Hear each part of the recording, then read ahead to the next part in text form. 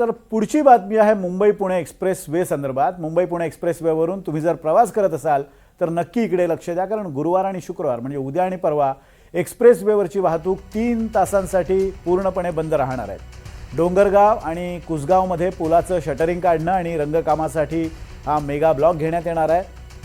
काय असतील नेमक्या मेगा ब्लॉकच्या वेळा आणि कोणकोणत्या वारी कशी वेळ असेल आपण पाहूयात, किंवा पर्यायी वाहतूक कशी असेल ग्राफिक्सच्या माध्यमातून एक नजर टाकूयात। पहा, 23 एप्रिल आणि 24 एप्रिलला एक्सप्रेसवेवर मेगा ब्लॉक असेल। गुरुवार आणि शुक्रवार 3 तास मेगा एक्सप्रेस हायवे बंद राहणार आहे।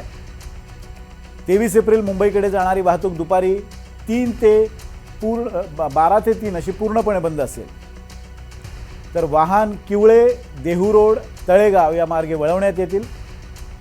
24 एप्रिलला पुण्याकडे जाणारी वाहतूक पुन्हा एकदा दुपारी 12 ते 3 अशी पूर्णपणे बंद असेल।